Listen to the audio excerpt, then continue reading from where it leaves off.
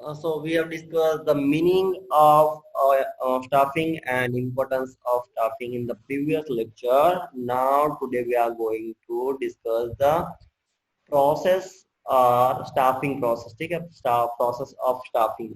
कि कोई भी ऑर्गेनाइजेशन हो वहां पर स्टाफिंग कैसे किया जाता है, कितने स्टेप उसमें लेने पड़ते तब जाकर स्टाफिंग की प्रोसेस फिनिश होती है। जैसे हमने कल बताया था आपको कि सिर्फ स्टाफिंग का मतलब ये नहीं होता कि आप किसी पर्सन को ले आओ या फिर किसी पर्सन को जॉब दे दो। स्टाफिंग का मतलब बहुत ही वाइड है, इसमें बहुत सारे स्टेप इन्वॉल्व होते हैं। सारे स्टेप को फॉलो करने के बाद स्टाफिंग के प्रोसेस फिनिश होते हैं। तो बहुत इजी है याद रखना, सिर्फ आपको ध्यान से समझना है कि स्टाफिंग के स्टेप्स क्या है। आप समझ लो कि आप एक क्या है, रिक्रूटमेंट मैनेजर है। आपका काम ही यही है ऑर्गेनाइजेशन में कि आपको क्या करना है, जो भी पोजीशन के लिए जैसे भी एम्प्लॉयज चाहिए उसको हायर करने का काम आपका है। यानी कि आप ह्यूमन रिसोर्स मैनेजमेंट के डिपार्टमेंट के हेड, और आपका काम यही है कि ऑर्गेनाइजेशन में जहां पर भी जैसे भी एम्प्लॉयज चाहिए उसको रिक्रूट करके उससे जॉब प्लेस करवानी है। ठीक है, सो आप as a manager, as a human resource management आप कौन से स्टेप फॉलो करेंगे, आपको वही याद रखना है। ठीक है, सो चलिए देख लेते हैं कि आप एज अ मैनेजर कौन से स्टेप्स लेंगे, जिस तरीके से जो स्टेप यूज करके आप क्या करवाओगे अपनी ऑर्गेनाइजेशन को एक अच्छा स्टाफ या फिर एक अच्छा एम्प्लॉय दे पाओगे। जैसा एम्प्लॉय चाहिए ऑर्गेनाइजेशन को वैसा एम्प्लॉय आप दे पाओगे। ठीक है, तो उसका फर्स्ट स्टेप है जो है वो है एस्टिमेटिंग मैन पावर रिक्रूटमेंट। सबसे पहले तो आपको एस्टिमेट करना होगा कि हमारे बिजनेस में कितने एम्प्लॉयज चाहिए या फिर हमारे ऑर्गेनाइजेशन में कितने एम्प्लॉयज चाहिए। और मैं एक बार याद दिला दूं आपको, जैसे मैंने पहले भी बोला था कि जब भी कोई प्रोसेस वाला क्वेश्चन आता है आपको कंपलसरी सारे स्टेप्स लाइन में ही लिखने होंगे और सभी स्टेप्स लिखने होंगे। एक तो आपको सारे स्टेप लिखने होंगे और वो भी लाइन में सीक्वेंस में ही लिखने होंगे। एक भी स्टेप आप ऊपर नीचे नहीं कर सकते। ठीक है, यानी कि आपको सभी स्टेप लाइन में ही लिखने होंगे। ओके, सो आपका जो फर्स्ट स्टेप है वो है एस्टिमेटिंग मैन पावर रिक्वायरमेंट। सबसे पहले तो आप एस्टिमेशन करोगे कि हमारे ऑर्गेनाइजेशन में एग्जैक्टली कितने एम्प्लॉइज चाहिए, कैसे एम्प्लॉइज चाहिए। ठीक है, वो आपका फर्स्ट काम होगा। आपका फर्स्ट वर्क यही होगा कि आप एस्टिमेशन लगा लो कि आपके ऑर्गेनाइजेशन में कितने एम्प्लॉइज चाहिए। अब वो कैसे आप एस्टिमेशन करोगे वो एक्सप्लेनेशन यहाँ पर लिखा हुआ है। So staffing process begins with the estimation of the manpower requirement, which means finding out the number and types of employees needed by the organizations in the near future. यानी कि आपको पहले क्या करना है, आइडियाज लेना है, आइडिया लगाना है कि नियर फ्यूचर में हमें कितने एम्प्लॉइज चाहिए, how many numbers of employees and which types of employees we have required in the future.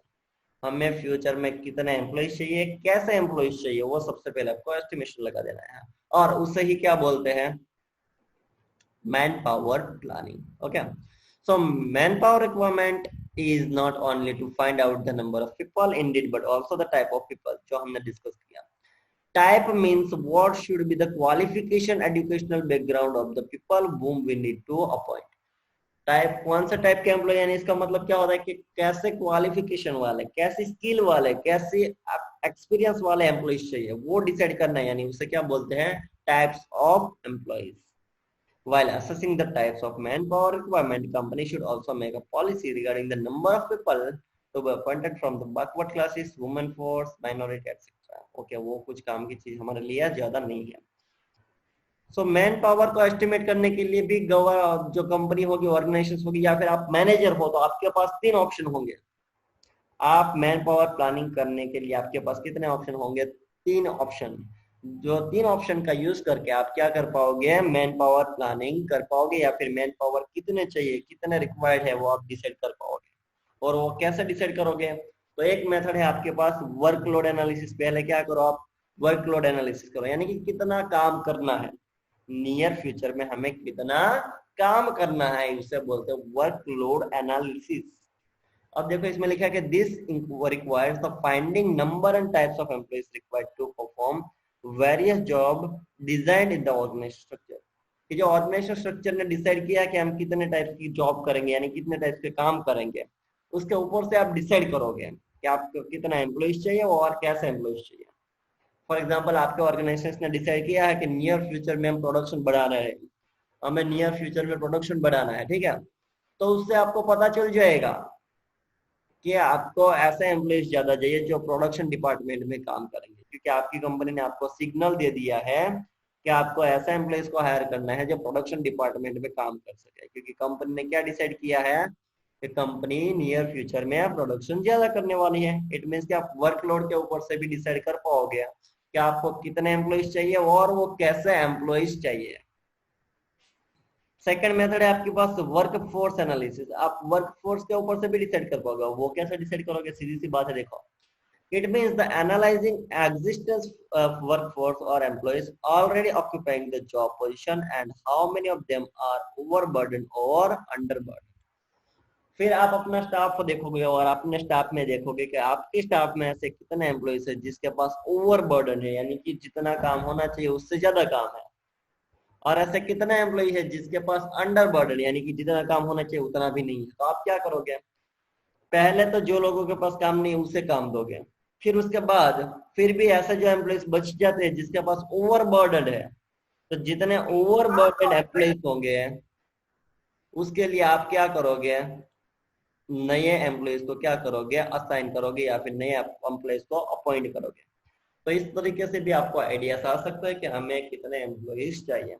तो एक तो आप वर्कलोड एनालिसिस करके पता लगा सकते हो कि आपको कितने और किस टाइप्स के एम्प्लॉइज चाहिए। सेकंड, आप वर्क फोर्स एनालिसिस करके भी पता लगा सकते हैं कि आपको नियर फ्यूचर में कितने एम्प्लॉइज चाहिए और कैसे एम्प्लॉइज चाहिए। एंड जो लास्ट थिंग है वो है कंपैरिजन करने के बाद भी आप पता लगा सकते हो कि आपको कितने और किस टाइप के एम्प्लॉइज चाहिए।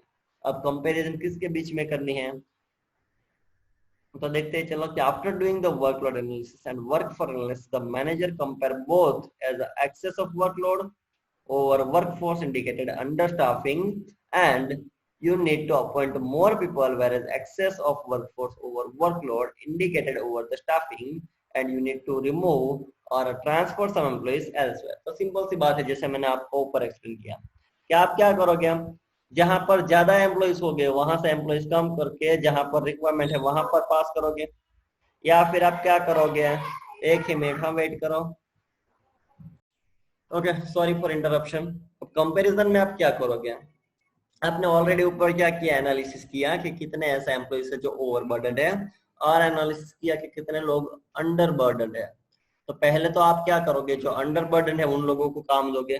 फिर भी ऐसे अगर ऐसे एम्प्लॉइज बच जाते हैं जिसके पास ओवरबर्डन है, बहुत ज्यादा वर्क बर्डन है, तो उसके लिए आप नए एम्प्लॉइज को हायर करोगे। तो उससे आपको पता चलेगा कि आपको कितने एम्प्लॉइज चाहिए, किस टाइप्स के एम्प्लॉइज चाहिए, ठीक है। तो इस तरीके से आपका पहला स्टेप खत्म होगा और आप फाइंड कर पाओगे क्या कि एग्जैक्टली आपके ऑर्गेनाइजेशन में कितने एम्प्लॉइज चाहिए, किस टाइप के एम्प्लॉइज चाहिए, यानी कि कैसे क्वालिफिकेशंस वाले एम्प्लॉइज चाहिए, ठीक है। सो वो आप किस में डिसाइड कर पाओगे? फर्स्ट स्टेप में। और वो जो फर्स्ट स्टेप है वो क्या है आपका? Estimating man power requirement. अब आपका सेकंड स्टेप स्टार्ट होने जा रहा है और सेकंड स्टेप में आप क्या करोगे? रिक्रूटमेंट करोगे आप। अब बहुत सारे लोगों देखो पहले बहुत गलत फहमी है, रिक्रूटमेंट का मतलब एक कभी भी नहीं होता कि सिलेक्शन कर लेना एम्प्लॉय को। रिक्रूटमेंट का मतलब होता है, यहाँ पर लिखा है देखो कि it refers to the process of inducing the people to apply for the job in the organisation. लोगों को हमें इन्फॉर्म करना है कि हमारी कंपनी में इस टाइप के एम्प्लॉइज चाहिए, तो जो भी लोग इंटरेस्टेड है वो हमारी कंपनी में अप्लाई कर सकते हैं। तो उसे क्या बोला जाता है? रिक्रूटमेंट। लोगों को हमें कन्विंस करना है कि हमारी ऑर्गेनाइजेशन में वो लोग क्या करें? अप्लाई करें। उसे बोला जाता है रिक्रूटमेंट। अब तक ये जो रिक्रूटमेंट है उस स्टेप में सिर्फ क्या होता है? लोग सिर्फ और सिर्फ अप्लाई करते हैं, वो लोग सिलेक्ट नहीं किए जाते हैं। सिर्फ क्या किया जाता है? लोग अप्लाई करते हैं हमारी ऑर्गेनाइजेशन में, ठीक है। ध्यान से समझिएगा, कोई कंफ्यूजन मत रखिएगा अपने माइंड में। After assessing the number and the type of employee required, the manager tries that more and more people should apply for the job so that the organizations can get more choice and select better candidates। तो पहले ही हमने first step में क्या कर लिया? पहले ही decide कर लिया कि हमें किस तरीके से एम्प्लॉइज चाहिए, कैसे एम्प्लॉइज चाहिए, कैसे क्वालिफिकेशन वाले एम्प्लॉइज चाहिए, ठीक है। सो हमने पहले डिसाइड कर लिया, इसलिए मैनेजर के लिए वो काम आसान हो जाएगा कि वो सिर्फ वही लोगों को, मैनेजर जो होगा वो सिर्फ वही लोगों को कन्विंस करेगा अप्लाई करने के लिए हमारी कंपनी में, जो हमारे रिक्वायरमेंट, हमारे जो क्राइटेरिया है उसमें मैच होते हैं। फॉर एग्जाम्पल अगर हमें मैनेजर को पता चला कि हमें मार्केटिंग मैनेजर चाहिए, तो जो मैनेजर होगा ह्यूमन रिसोर्स मैनेजर, वो यही ट्राई करेगा सिर्फ वही लोग अप्लाई करे जिसके पास मार्केटिंग की डिग्री है, जिसके पास एमबीए मार्केटिंग या बीबीए मार्केटिंग की डिग्री है, ठीक है, ताकि हमें ज्यादा ऑप्शन मिले और हम सही कैंडिडेट क्या कर सके, सिलेक्ट कर सके। और वो हम कब कर पाएंगे, क्यों कर पाएंगे, जब हमने पहले क्या किया होगा, जॉब एनालिसिस किया होगा, या फिर हमने क्या किया होगा, एस्टिमेशन लगाया होगा कि हमें कैसे एम्प्लॉयज चाहिए। ठीक है, आगे बढ़ते हैं। If we can fulfill the requirement from the inside the organizations through the transfer and the promotion, then it's very economical. अब देखो हमारे पास दो ऑप्शन होते हैं, आपको यहाँ पर डिटेल में नहीं दिया गया है, वरना आपको डिटेल में सारी चीज एक्सप्लेन करनी चाहिए। अब रिक्रूटमेंट के हमारे पास दो ऑप्शन होते हैं, या तो हम हमारी कंपनी में से ही वो रिक्रूटमेंट कर लें, यानी मान लो कि हमारी कंपनी में ऐसा एम्प्लॉय है जिसके पास एमबीए मार्केटिंग डिग्री है, उसे मार्केटिंग की स्किल भी है उसके पास, तो हम क्या करेंगे, उसी को बोल देंगे भाई चल तू क्या कर, अपनी ऑर्गेनाइजेशन में ही मार्केटिंग मैनेजर की जॉब के लिए अप्लाई कर दे। तो उसमें कंपनी को बहुत ज्यादा कॉस्ट नहीं लगेगा, क्यों, क्योंकि ना तो उसे कोई एडवर्टीजमेंट करनी पड़ेगी, ना ही कोई फोकट का टाइम वेस्ट करना पड़ेगा, कुछ भी नहीं। ऑर्गेनाइजेशन में जो एम्प्लॉय है वही एम्प्लॉय क्या करेगा, अप्लाई करेगा for the post of marketing manager. So this way is economical in the sense of expense, और फास्ट भी होगा क्योंकि यहाँ पर आपको कैंडिडेट ढूंढने नहीं जाना पड़ेगा।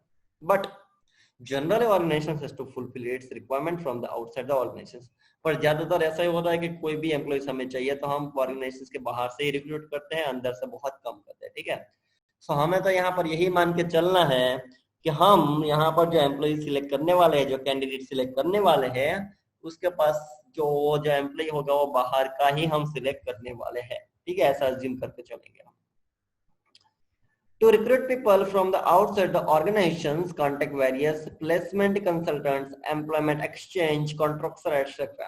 अब देखो हमारी कंपनी में मार्केटिंग मैनेजर चाहिए, तो हम के पर्सनली किसी को पर्सनली ढूंढने नहीं चाहिए, हम क्या करेंगे, एज अ कंपनी हम कंसल्टेंट्स का कांटेक्ट करेंगे, ऐसी जॉब देने वाली जो बहुत सारी कंपनीज आजकल मार्केट में अवेलेबल है।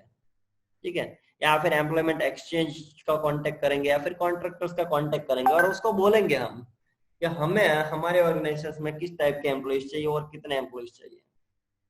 अब वो जो बीच वाली जो एजेंसी होगी वो क्या करेगी, हमें जैसे भी एम्प्लॉइज चाहिए, जिस तरीके से एम्प्लॉइज चाहिए, उसके पास जो ऐसे एम्प्लॉइज होंगे उसकी लिस्ट हमें भेज देगा। But the most common way to recruit the fresh talent is through the advertisement. अब हमें अच्छा से अच्छा, अगर बहुत अच्छा कोई इंसान चाहिए, अच्छा एम्प्लॉय चाहिए, तो उसका बेस्ट वे है कौन सा, कि हम क्या करें, न्यूज़पेपर में या फिर कहीं पर भी एडवर्टीजमेंट करें कि हमारी कंपनी में इस टाइप के एम्प्लॉइज चाहिए, जो भी इंटरेस्टेड है हमारी कंपनी में पर्सनली क्या कर सकता है, अप्लाई कर सकता है। ठीक है, सो ऐसा जो एडवर्टाइजमेंट के मीडिया है वो कौन कौन से, न्यूज़पेपर है, ऐसी बहुत सारी जगह है जहां पर एडवर्टाइजमेंट हो सकते हैं। सो ये हुआ हमारा सेकंड स्टेप। फर्स्ट स्टेप में हमने क्या किया, एनालिसिस किया, एस्टिमेशन लगाया कि हमें कितने एम्प्लॉइज चाहिए होंगे, किस तरीके से एम्प्लॉइज चाहिए होंगे, और वो डिसाइड करने के हमारे पास 3 मेथड्स थे, वर्कलोड एनालिसिस, वर्कफोर्स एनालिसिस, और उसके बाद comparison of both of them. Then second step is recruitment. अब हम क्या करते हैं, रिक्रूटमेंट करते हैं, यानी कि हमने पहले ही पता लगा लिया कि हमें कैसे एम्प्लॉइज और कितने एम्प्लॉइज चाहिए, फिर हम वही एम्प्लॉइज के लिए क्या करेंगे, ऐड करेंगे या फिर एडवर्टीजमेंट करेंगे, जिससे सारे लोग क्या करें, हमारी कंपनी में अप्लाई करें। अब वैसे तो रिक्रूटमेंट के हमारे पास 2 सोर्स है, एक इंटरनल एक एक्सटर्नल। इंटरनल यानी कंपनी में से ही रिक्रूटमेंट करे तो उसे बोला जाता है इंटरनल सोर्स, और बाहर से लाए तो उसे बोला जाता है एक्सटर्नल सोर्स। और जनरली कंपनी एक्सटर्नल सोर्स ही प्रिफर करती है। ठीक है, तो इसके लिए हम क्या कर सकते हैं, एडवर्टीजमेंट कर सकते हैं, या फिर हम कॉन्ट्रैक्टर्स, कंसल्टेंट्स या फिर एम्प्लॉयमेंट एक्सचेंज का कांटेक्ट करके वैसे एम्प्लॉइज को रिक्रूट कर सकते हैं। ओके, तो this is the second step of staffing process, बहुत इजी है। थर्ड स्टेप है हमारा, वो है सिलेक्शन। चलो अब हमारे पास एप्लीकेशंस आ चुकी हैं, मान लो कि आप क्या है, क्या ह्यूमन रिसोर्स मैनेजमेंट के हेड है, आपके पास आपके टेबल पे बहुत सारी एप्लीकेशंस आ चुकी है। अब आप क्या करोगे, उस एप्लीकेशंस में से एम्प्लॉइज को सिलेक्ट करोगे, आपको जो सही एम्प्लॉय लगेंगे उसको आप सिलेक्ट करोगे। आप अब सिलेक्शन कैसे करोगे, अब उसका आंसर यहाँ पर लिखा गया है इस टेबल में। It refers to choosing the most suitable candidate to fill the vacant job position. Selection का मतलब ही यही होता है कि हमारे पास बहुत सारी एप्लीकेशंस आई, उसमें से हम मोस्ट सुटेबल कैंडिडेट को क्या करें, सिलेक्ट करें जो हमारे क्राइटेरिया में है उसमें फिट होता है। यानी कि हमें जैसा एम्प्लॉय चाहिए अगर वैसी ही एप्लीकेशन है, इट मींस कि वो एम्प्लॉय हमारे क्राइटेरिया में फिट होता है और हम क्या कर सकते हैं, उसे सिलेक्ट कर सकते हैं। The selection is done through the process which involves test interviews etc. अब ऐसे ही सबको सिलेक्ट नहीं किया जाएगा, पहले सबको पर्सनली बुलाया जाएगा, फिर उन लोगों की टेस्ट ली जाएगी। बहुत सारी टाइप्स की टेस्ट आती है, यहाँ पर तो आपको डिटेल में नहीं दिया गया है। अलग अलग टाइप की टेस्ट ली जाती है और वो टेस्ट में शायद वो पास हो तो उसके बाद आगे बढ़ते हैं, या फिर उसका इंटरव्यू लिया जाता है, पर्सनल इंटरव्यू लिया जाता है, फेस टू फेस इंटरव्यू, उसमें क्वेश्चन आंसर्स किए जाते हैं, प्रैक्टिकल नॉलेज चेक किया जाता है और उसके बाद कुछ डिसीजन लिया जाता है कि वो एम्प्लॉइज को सिलेक्ट करेंगे या नहीं करेंगे। Okay, in the selection number of selected candidate is less than the number of rejected candidates. अब सीधी सी बात है, देखो इस सिलेक्शन प्रोसेस में क्या होगा कि in the selection number of selected candidate is less than the number of rejected candidates. यानी इसमें रिजेक्टेड कैंडिडेट ज्यादा हो गया और सिलेक्टेड कैंडिडेट कम हो गया। सीधी सी बात है, मान लो कि रिलायंस कंपनी है, रिलायंस कंपनी में मान लो कि एक मार्केटिंग मैनेजर की या फिर फाइनेंस मैनेजर की रिक्वायरमेंट आई है, तो अप्लाई करने वाले तो बहुत ज्यादा लोग होंगे। मान लो एक जॉब के लिए 1000 लोग क्या करेंगे, अप्लाई करेंगे, लेकिन हम सिलेक्ट किसे करेंगे, सिर्फ एक को ही। इट मींस कि हम सिलेक्ट करेंगे वो कैंडिडेट की जो नंबर्स होंगे वो कम हो गए कंपेयर टू रिजेक्टेड कैंडिडेट्स। और क्यों? so that is why selection is called the negative process also।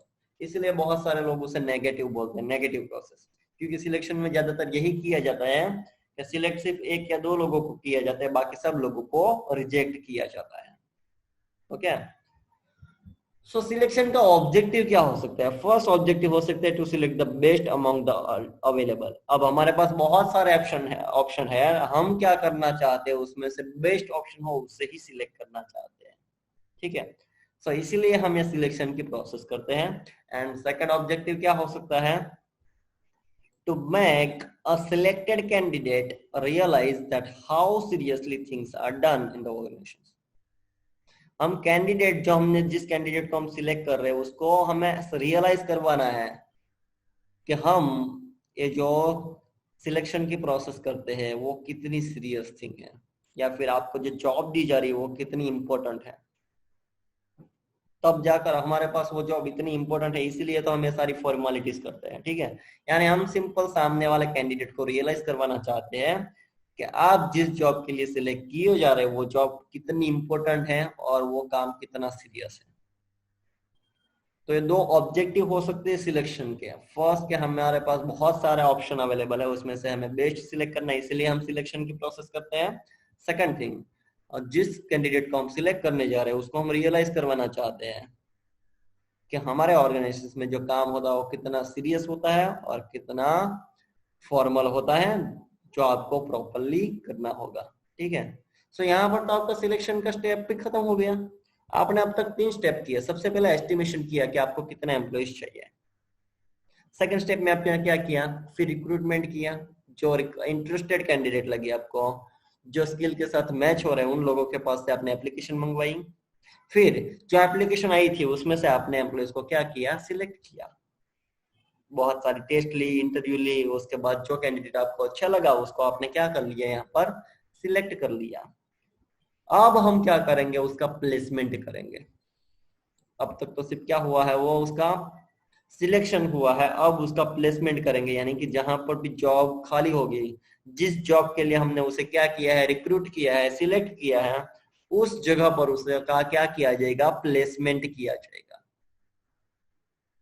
For example कि आपके स्कूल में मान लो का अकाउंट के सर की रिक्वायरमेंट थी और एक अकाउंट के सर को अपॉइंट किया गया है, तो अब उसको प्लेसमेंट दिया जाएगा कि आपको अकाउंट के सर की जॉब फुलफिल करनी है और आपको अकाउंट के सर की जो जॉब है वो आपको परफॉर्म करनी होगी। ठीक है, so placement refers to occupying of a post by the candidate for which he is selected. Simple सी बात जो मैंने आपको एक्सप्लेन की। ठीक है, कि जो एम्प्लॉय सिलेक्ट हुआ है उसे हम क्या करेंगे, उसकी जॉब असाइन करेंगे, उसकी पोस्ट असाइन करेंगे। After selection, the employee is given appointment letter and is asked to occupy the vacant job position. अब जैसे ही एम्प्लॉय सिलेक्ट हो जाता है हम उसे क्या दे देते हैं, जॉब अपॉइंटमेंट लेटर दे देते हैं, और उसमें लिखा गया होता है कि कब से आपको कंपनी ज्वाइन करनी है, क्या क्या आपकी रिस्पॉन्सिबिलिटीज होगी, आपकी क्या क्या अथॉरिटीज होगी, आपको कौन से काम करने होंगे, आपको कौन से बेनिफिट्स दिए जाएंगे, आपको कितने अलाउंस दिए जाएंगे, आपकी सैलरी क्या होगी, सब कुछ उस लेटर में लिखा होगा। ओरिएंटेशन का मतलब क्या होता है, देखो यहाँ पर सेकंड वर्ड ओरिएंटेशन है, तो ओरिएंटेशन का मतलब क्या होता है, orientation refers to introduction of a new employees to the existing employees. Large organizations organize orientation programs to familiarize the new employees with the existing, whereas in the small organizations, superior takes the new employees on the round and introduce him to the existing employees. Okay. So orientation का मतलब होता है कि जो नया employees आया है उसे ओल्ड एम्प्लॉइज के साथ इंट्रोड्यूस करवाया जाता है। Meet Mr. जो भी हो XYZ, he is our new employees at the position of XYZ, ऐसा इंट्रोड्यूस किया जाएगा, करवाया जाएगा, उसका एक्सपीरियंस बोला जाएगा, उसके अचीवमेंट्स बोले जाएंगे, और सबके बीच में उसे ऐसा रियलाइज करवाया जाएगा कि आप भी हमारी फैमिली मेंबर है। अगर बड़ी कंपनी है तो वो लोग क्या करेंगे, ऐसे ओरिएंटेशन प्रोग्राम स्पेशल रखेंगे, स्पेशल एक प्रोग्राम्स ऑर्गेनाइज करेंगे, और उस प्रोग्राम में जो भी नए एम्प्लॉइज है उसको स्टेज पर बुलाकर उसका इंट्रोडक्शन करवाया जाएगा। लेकिन अगर छोटी कंपनी है तो क्या करेंगे, सिंपल जो सुपीरियर होगा या फिर जो मैनेजर होगा वो अपने साथ उसको लेकर घूमेगा सब जगह पर, वो जो ओल्ड एम्प्लॉइज है उन लोगों के साथ वो क्या करवाएगा, मीटिंग करवाएगा। तो अगर बड़े ऑर्गेनाइजेशन है तो वहां पर ओरिएंटेशन प्रोग्राम्स होते हैं, और अगर छोटे ऑर्गेनाइजेशन है तो वहां पर जो सुपीरियर होगा वो उस नए एम्प्लॉय को सभी एम्प्लॉइज के साथ मिलवाने के लिए खुद लेकर जाएगा। तो यहाँ पर हमने क्या कर लिया, प्लेसमेंट एंड ओरिएंटेशन। जो नया एम्प्लॉय आया था उसका प्लेसमेंट भी कर दिया, उसे जॉब भी असाइन कर दी, पोस्ट असाइन कर दी। पोस्ट असाइन करने के बाद बाकी जो ओल्ड एम्प्लॉइज थे उसके साथ हमने क्या करवा दी, मीटिंग करवा दी, और सबसे हमने क्या कर ली, इंट्रोडक्शन करवा दिया। अब जो हमारा लास्ट स्टेप है वो लास्ट स्टेप क्या होगा हमारा, ट्रेनिंग एंड डेवलपमेंट। जो नया एम्प्लॉइज आया है उसे क्या किया जाएगा, ट्रेनिंग दी जाएगी और उसका डेवलपमेंट किया जाएगा। क्योंकि हम सबको पता है कि जो कोई नया फ्रेशर एम्प्लॉय है तो उसे ट्रेनिंग की जरूरत पड़ती है। अब ट्रेनिंग एंड डेवलपमेंट में करेंगे क्या, आप जो एम्प्लॉय नया आया है उसे आप क्या करोगे, ट्रेनिंग दोगे। क्योंकि जो नया एम्प्लॉइज आया है सिंपल सी बात है वो शायद फ्रेशर हो सकता है, तो फ्रेशर को ट्रेनिंग देनी पड़ेगी कि कौन सा काम कैसे करना है, आपको उसे सिखाना होगा, और वो सिखाने के लिए आप उसे ट्रेनिंग दोगे। उसके पास जो स्किल है वो ज्यादा इफेक्टिव हो इसलिए आप उसे ट्रेनिंग देते हो, यानी कि उसका डेवलपमेंट भी हो। सो देखते हैं, चलो ट्रेनिंग एंड डेवलपमेंट वाले स्टेप में आप क्या करोगे। ये जो प्रोसेस है बहुत इंपॉर्टेंट है for the exam purpose, so ध्यान से देखिएगा। लास्ट स्टेप है वो है to improve the competence of employees and to motivate them. It's necessary to provide training and development opportunities for employees so that they can reach to top and keep improving their skill. अब हमें training क्यों देनी पड़ती है, एक तो employ को motivate करने के लिए। जैसे हम एम्प्लॉय को ट्रेनिंग देंगे ना, उसको एक मोटिवेशन मिलेगा कि हाँ भाई जो मुझे नहीं आ रहा था या फिर जो कंसेप्ट मुझे समझ में नहीं आ रहे थे उसकी मुझे क्या दी गई, ट्रेनिंग दी गई, ताकि मैं आप प्रॉपरली काम कर पाऊंगा। इसलिए उसे क्या मिलेगा, मोटिवेशन मिलेगा। और सेकंड थिंग हम ट्रेनिंग क्यों देते हैं, ताकि उसकी जो स्किल है वो ज्यादा अपग्रेड हो जाए और उस एम्प्लॉय का क्या हो, डेवलपमेंट हो। ठीक है, और जो भी हमने टारगेट दिया है वो आराम से अचीव कर पाए, इसलिए हम क्या देते हैं, उसे ट्रेनिंग देते हैं। आगे बढ़ते हैं। ऑर्गेनाइजेशंस में have in house training center और arrange with the some institution to provide training for their employees. अब देखो ट्रेनिंग देने के तो बहुत सारे मेथड हो सकते हैं, लेकिन यहाँ पर दो मेथड दिया गया है। या तो आप कंपनी में ही एम्प्लॉय को ट्रेनिंग दो, यानी कि ऑन द जॉब ट्रेनिंग दो, उसे बोला जाता है ऑन द जॉब ट्रेनिंग, यानी कि एम्प्लॉय जहां पर काम करता है वहीं पर आप उसे ट्रेनिंग दो, उसे बोला जाता है इन द इंस्टीट्यूशन ट्रेनिंग या फिर ऑन द जॉब ट्रेनिंग। और सेकंड थिंग आप क्या कर सकते हैं, स्पेशली उन लोगों के लिए एक अरेंजमेंट करते हैं इंस्टीट्यूट, वो सिर्फ एम्प्लॉयज को क्या देने का काम करते हैं, ट्रेनिंग देने का काम करते हैं। सो कंपनी डिसाइड कर सकते हैं कि उसे ऑन द जॉब ट्रेनिंग देनी है या फिर ऐसे स्पेशल इंस्टीट्यूट में भेजना है जहां पर उन लोगों को क्या मिल सके, ट्रेनिंग मिल सके। Okay, it depends on the company. So training and development not only motivate employees but this improve efficiency of work also। एक तो एम्प्लॉय को मोटिवेशन मिलेगा, ठीक है, और सेकंड थिंग उसकी एफिशिएंसी भी इंक्रीज होगी। सीधी सी बात है, जो एम्प्लॉय को जो काम नहीं आता होगा या फिर कुछ भी कंफ्यूजन होगा तो अब क्लियर हो जाएगा ट्रेनिंग में, तो अब वो अच्छी तरीके से काम कर पाएगा, यानी कि उसकी एफिशिएंसी क्या होगी, इंक्रीज होगी। ठीक है, सो ये हो गया हमारा पूरा ट्रेनिंग का प्रोसेस। आपको ट्रेनिंग प्रोसेस के सारे स्टेप्स याद होने चाहिए।